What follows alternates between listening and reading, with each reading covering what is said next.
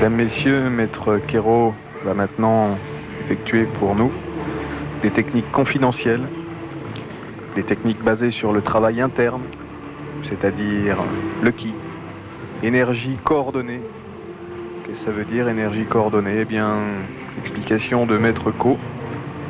C'est un travail sur l'énergie physique et l'énergie mentale, coordonnée, pour arriver à être efficace sans plus bouger.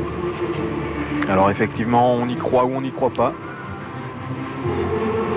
Mais en tout cas, nous on a décidé de vous montrer ces images.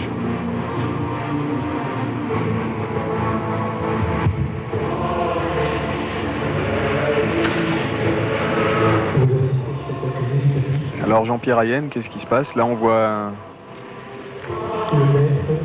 Jacques Brogui. Oui, c'est-à-dire que le hooké, M. Jacques Brogui, essaye de pousser le Maître Quérault vers l'arrière, mais Maître Quérault réagit avec énergie. Et il repousse avec cette énergie potentielle de son corps. Disons que l'énergie que le Maître travaille, c'est un travail personnel, très personnel d'ailleurs. Il n'est pas enseigné dans les clubs. Pour travailler, acquérir cette énergie, il faut monter à un très haut niveau, il faut être Shihan, c'est-à-dire 5e stade des valeurs.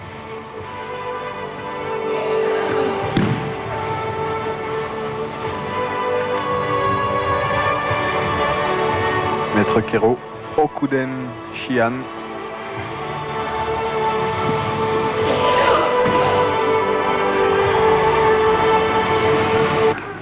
Jacques-Jean Quérault va maintenant tenter quelque chose qu'il tente rarement, si j'ai bien compris. C'est de créer un bouclier de protection autour de lui. Un bouclier de protection énergétique qui devrait empêcher, on lui souhaite en tout cas, la lame du sabre de l'atteindre.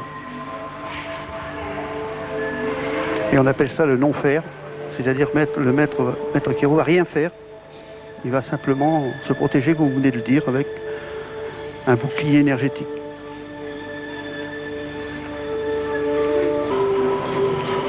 Et bien voilà, sur ces images aussi spectaculaires que mystiques, on vous l'avait annoncé en tout début de 3e mi-temps.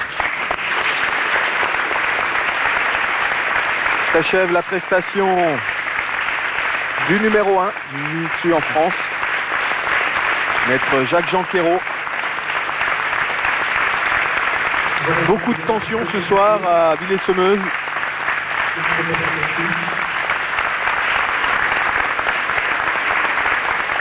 On va aller voir Jacques-Jean Quérault pour lui demander de nous expliquer où il a puisé toute cette énergie et comment on la canalise. Alors Jacques-Jean Quérault, cette énergie vitale, cette énergie coordonnée dont vous parlez, comment vous arrivez à la puiser en vous-même? Bien, je pense qu'il faut résumer d'abord un premier passage avec moi, c'est que je suis déjà judoka d'origine et j'ai pratiqué énormément de judo, de compétition et de jiu-jitsu. Et là, en France, en fait, on m'a appris de la technique, mais c'est vrai que j'employais le muscle. Donc toute cette puissance musculaire dans ma technique. Et un jour, donc, j'ai pas mal lu de choses et je suis parti au Japon pour y essayer de retrouver en fait les sources du judo et du jiu-jitsu que nous travaillons ici en Occident. Et là-bas au Japon, j'ai trouvé des écoles de jiu-jitsu authentiques où des maîtres m'ont appris à travailler différemment le judo, mais notamment le jiu-jitsu, parce que c'est le jiu-jitsu qui me passionnait, le jiu-jitsu originel. Et là, bien entendu, on m'a appris qu'on pouvait utiliser la puissance de vie intérieure d'un être humain, si vous voulez, à la place de sa puissance du biceps, de sa musculature. Ne pas faire spécialement des haltères et de la grande musculation, de la musculation pour être fort, et l'employer dans ces techniques. On m'a appris à coordonner en fait mon esprit et mon corps et à faire une recherche avec une respiration intérieure. La respiration intérieure, c'est-à-dire que j'inspire par le nez, j'expire en imaginant que le souffle descend dans mon bas-ventre comme pour enflammer un foyer d'énergie qu'on appelle le centre-terre, qui se situe, si vous voulez, 2-3 cm sous le nombril, qu'on appelle le sécatandène. C'est là où, en fait, le foyer d'énergie ancestral d'un être humain se situe. Et on travaille avec le hara, comme disent les Japonais. Et c'est là où il faut placer son esprit. Donc, en plaçant son esprit dans son bas-ventre et en appliquant des techniques de respiration intérieure, je vais stimuler toute l'énergie qui coule dans mes circuits d'énergie du corps et je vais en fait faire fusionner ma puissance mentale, c'est-à-dire ma puissance d'esprit, avec ma puissance vitale, avec l'énergie du corps. Et la puissance coordonnée, en fait l'énergie coordonnée, c'est l'énergie mentale, en fait, alliée à l'énergie vitale qui circule en moi, qui finalement fusionne. Et au moment de fusion, à ce moment précis de fusion, je peux donc la transmettre en quelque sorte génétiquement à mon partenaire, en fait sous forme d'onde.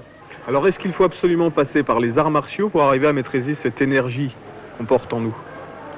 Ben, écoutez, moi je pense que tout le monde peut travailler la partie interne de son être par des respirations, mais l'art martial en fait est un moyen, je pense, extraordinaire, parce qu'on apprend toute la partie sportive, on va dire, activité physique et sportive, on apprend toute la self-défense, donc il y a quand même un attrait où on peut savoir se défendre, à travers le jiu-jitsu, qui est quand même un art de combat, parce que ça vise quand même une efficacité, et c'est redoutable.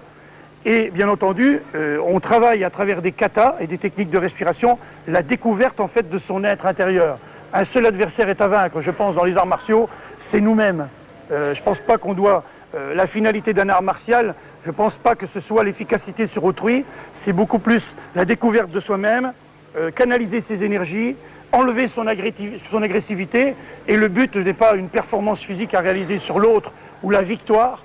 Ils nous disent tout le temps au Japon, au niveau supérieur, seul celui qui se situe au-delà de la victoire et de la défaite, en fait, est bien dans sa peau, il se situe au centre du Tao. Parce qu'en fait, le Tao asiatique, le yin et le yang, en fait, c'est la défaite et la victoire.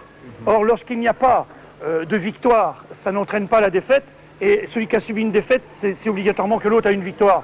Mais celui qui mentalement travaille un art martial et qui se situe uniquement au-delà de la victoire et de la défaite, est bien dans sa peau, équilibré, et essaie de coordonner son esprit avec son corps. Et en fait, les techniques ne sont que des moyens à utiliser pour arriver à s'épanouir et à trouver la maîtrise de soi-même et à assurer un chemin d'évolution humaine. Eh bien merci Jacques Janquero, vous en savez chers téléspectateurs, tout comme nous, un petit peu plus sur les arts martiaux et le jiu-jitsu. Espérons que vous avez passé